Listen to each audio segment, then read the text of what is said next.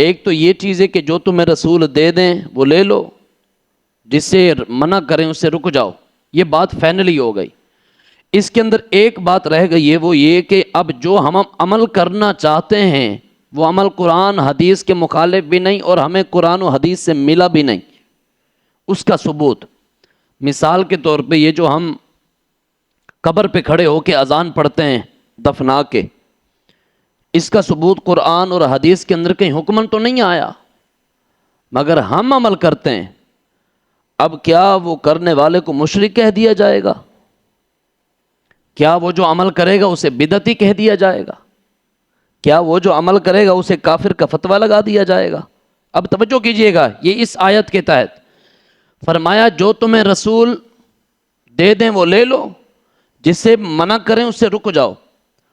یہ جو قبر پہ کھڑے ہو کے اذان دینا ہے ہم دیتے ہیں، سب سے پہلے اس کو ہم قرآن سے دیکھیں گے، کیا قرآن میں اس کا حکم آیا؟ جی قرآن میں حکم نہیں آیا۔ اب ہم یہ دیکھیں گے کہ قرآن میں حکم تو نہیں آیا، مگر کیا قرآن میں اس کے خلاف بھی کوئی حکم آیا کہ اگر تم نے اذان پڑھی تو تمہیں گناہ ملے گا؟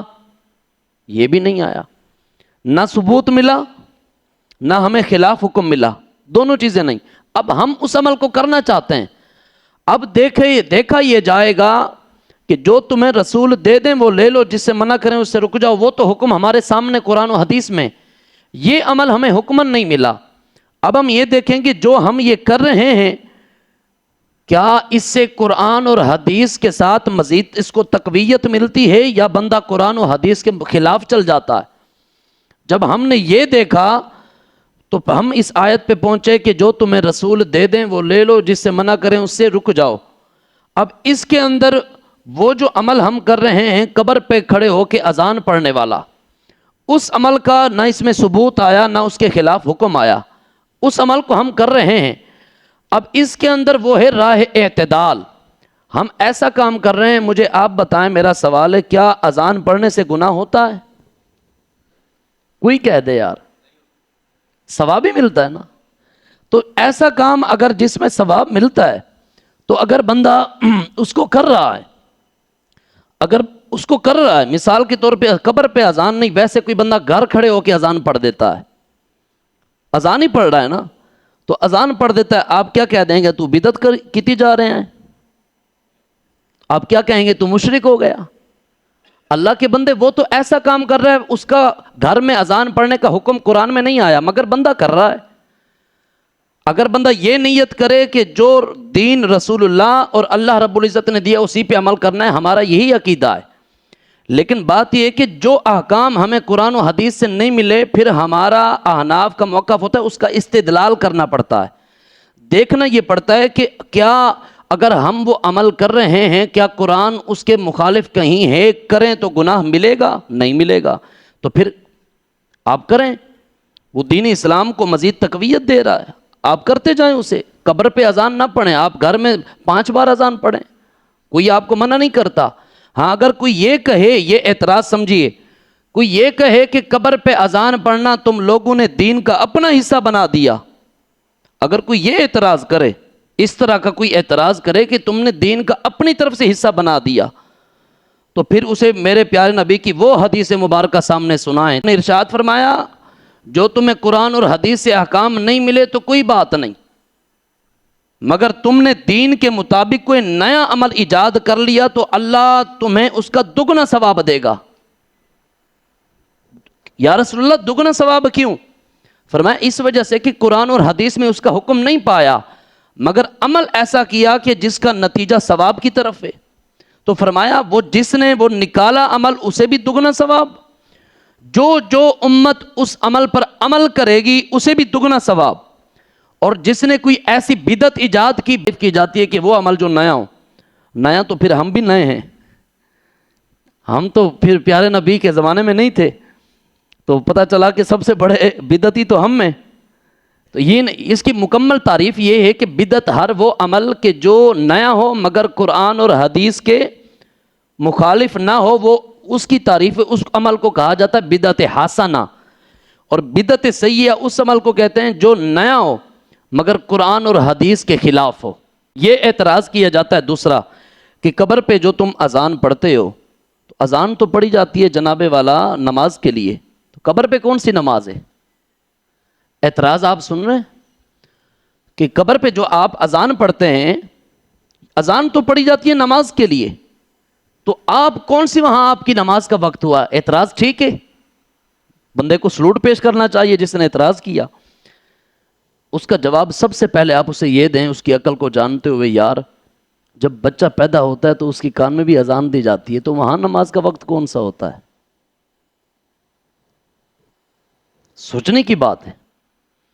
اسی طرح یہ حدیث مبارکہ سے یہ جو کرونا کی وبا آئی تھی، آپ کو معلوم ہوگا علماء نے فرمایا تھا گھر گھر اذان دو، وبا دور بھاگے گی۔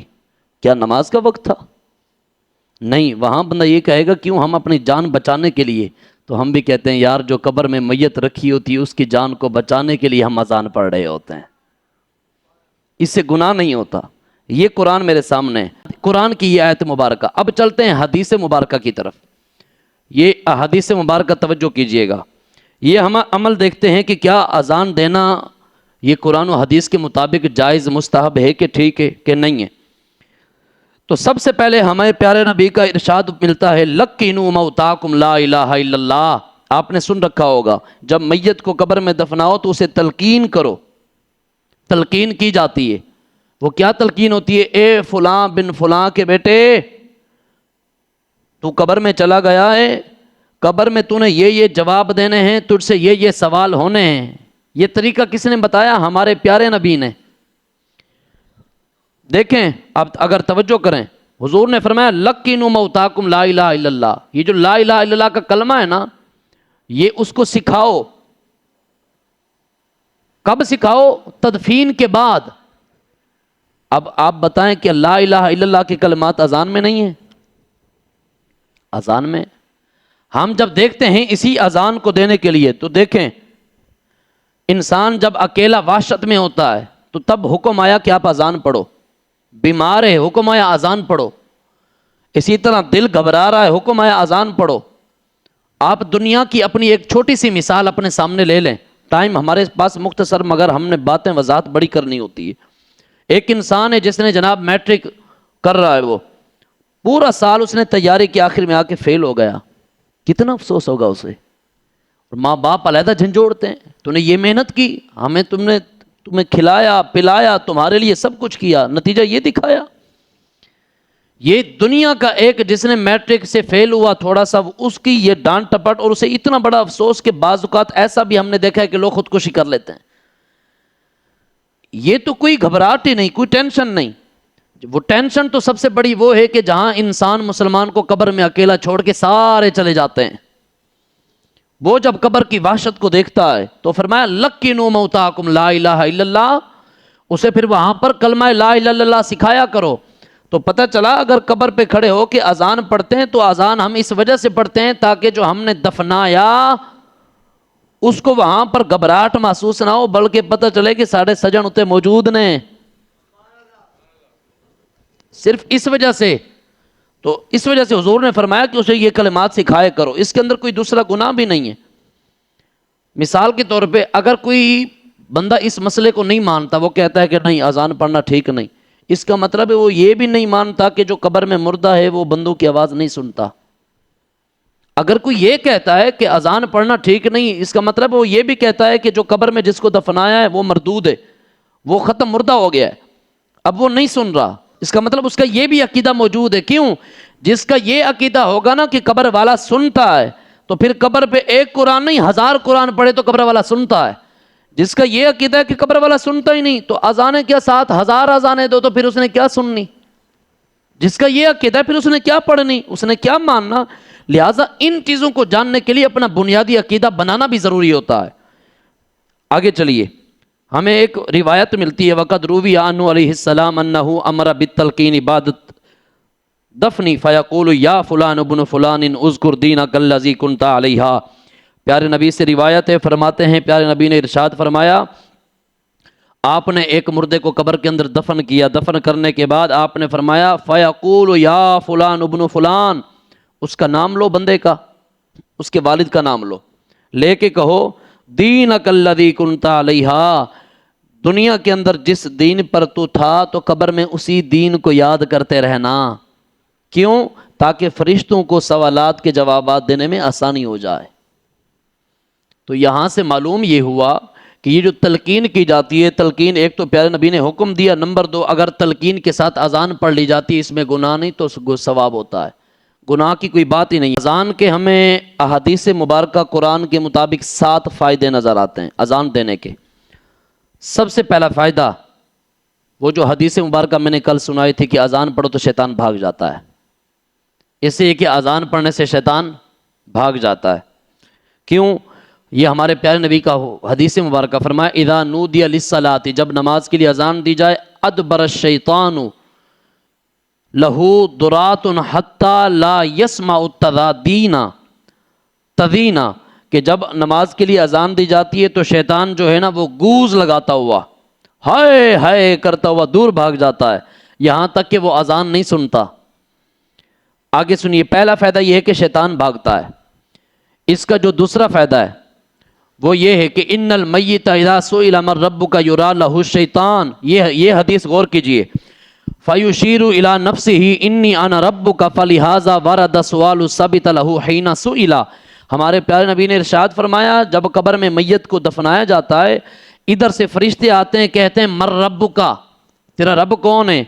اور ادھر سے شیطان آ کے اپنی طرف اشارہ کرتا ہے، بندے تو میری طرف اشارہ کر کے کہے کہ یہ میرا رب ہے. یعنی یہ اتنا ذلیل ملعون ہے شیطان کی قبر میں بھی پہنچ گیا، وہاں پر بھی نہیں چھوڑا. حدیث سے مبارکہ ہے. آگے پھر فرمایا کرنا کیا ہے، فَلِهَذَا وَرَدَ سُؤَالُ ثَبِتَ لَهُ حِينَ سُئِلَ. تو حضور نے فرمایا اس وجہ سے اسے تلقین کیا کرو قبر پہ کھڑے ہو کے کہ تاکہ وہ وہاں پر شیطان دور بھاگ جائے اور اس بندے کو فرشتوں کے سوالات دینے میں آسانی ہو جائے. تو اب توجہ کیجئے، ایک طرف وہ حدیث سے فرمایا جب اذان پڑھی جائے تو شیطان بھاگ، ایک طرف یہ حدیث ہے کہ قبر کے اندر شیطان آتا ہے. اب اگر اس میں ہم مطابقت دیں تو یوں دیں گے کہ اب شیطان تو کہیں بھی نہیں چھوڑ رہا، ہر بندے کے پاس شیطان موجود ہے، جتنا کوئی ولی کتب ابدال کوئی نہیں، شیطان موجود ہے. وہ اس کی علیحدہ بات ہے کہ اس کا بس چلے نہ چلے. قبر میں بھی شیطان پہنچا. جب قبر میں شیطان پہنچا ہم نے کہا ہمارے پیارے نبی کا فرمان ہے اذان پڑھو تو شیطان دور بھاگتا ہے، تو ہم اپنے مرحوم کو ان کے وسوسے گمراہی سے بچانے کے لیے اذان پڑھتے ہیں تاکہ آخر میں آخری بندہ کھڑے ہو کے اذان پڑھے، فرشتے آئیں سوال کریں، ہمارا بندہ صحیح جواب دے، اللہ سے جنت میں مقام عطا فرما دے. تو اس کے اندر کوئی شرک اور بدعت کی بات ہی نہیں ہے. جو شرک اور بدعت کی بات کرے سمجھیں وہ دین کے اندر نیا تفرقہ تو وہی ڈال رہا ہے. ہماری جماعت اہل سنہ والجماعت وہ جماعت ہے جو 1500 سال سے پیارے نبی سے چلتی ہوئی آ رہی ہے. یہ اللہ رب العزت کا لاکھ لاکھ شکر ہے. آگے چلیے، تیسرا فائدہ اذان کا وہ یہ ہوتا ہے کہ اذان جو ہے دل کی وحشت کو دور کرتا ہے. وہ کیسے؟ حضرت آدم علیہ السلام جب آپ جنت سے تشریف لائے، روایتوں میں ملتا ہے کہ ہندوستان کی زمین پہ اترے، بڑی گھبراہٹ محسوس کی، اللہ نے فوراً جبرائیل کو بھیجا، جبرائیل جا کے اذان پڑھو تاکہ ان کی گھبراہٹ دور ہو جائے. تیسرا فائدہ یہ ہے. اب اس کے اندر چوتھا فائدہ یہ ہے، یہ حضرت علی سے روایت ہے کہ رآن النبی صلی اللہ علیہ وسلم حزینا فقال یا ابن ابی طالب انی اراک حزینا فمر بعد اہلک یؤذن فی اذنک فانہ درء الہم، کہ حضور اکرم صلی اللہ علیہ وسلم نے مجھے رنجیدہ دیکھا، میں پریشان بیٹھا تھا. حضور نے پوچھا یا ابن ابی طالب انی اراک حزینا، میں تمہیں غمناک دیکھتا ہوں، کیا ہوا؟ فمر بعد اہلک، آپ نے فرمایا علی کسی کو حکم دو کہ تمہارے ساتھ کھڑے ہو کے اذان پڑھے تاکہ تمہاری پریشانی دور ہو جائے. یہ چوتھا فائدہ. پانچواں فائدہ یہ ہے کہ جب جہاں کہیں آگ لگی ہوئی ہو، بڑی دردناک آگ، تو فرمایا وہاں پر بھی اذان پڑھو، اللہ اذان کی برکت سے آگ بجھا دیتا ہے. تو یہ بھی قبر کا عذاب حق ہے نا، مانتے ہیں نا؟ تو جب قبر پر کھڑے ہو کے اذان پڑھی جاتی ہے تو اللہ قبر کے بھی عذاب کو رحمت میں تبدیل فرما دیتا ہے. اور اذان کا جو چھٹا فائدہ ہے وہ یہ ہے کہ اذان ہے اللہ کا ذکر، اور اللہ کے ذکر سے قبر کا عذاب دور ہوتا ہے. تو لہٰذا ہم اذان قبر پر اس وجہ سے پڑھتے ہیں تاکہ اللہ کے عذاب سے ہمارا وہ جو مرحوم ہے وہ بچا رہے. ساتواں فائدہ اس کا یہ ہے کہ اذان کے اندر ہمارے پیارے نبی کا اپنا ذکر موجود ہے. اور حدیث مبارکہ ہے کہ نیک لوگوں کا ذکر کیا کرو، نیک لوگوں کا ذکر کیا کرو۔ یا رسول اللہ کیوں؟ فرمایا اس وجہ سے جو بندے کی ارد گرد سختی ہو، نیک لوگوں کا ذکر کرنے سے اللہ سختی کو دور فرما دیتا ہے۔ یہ اذان دینے کے یہ فوائد ہیں سارے۔ اب اس پر کافی احادیث مبارکہ ہماری قرآن اور حدیث سے موجود ہے۔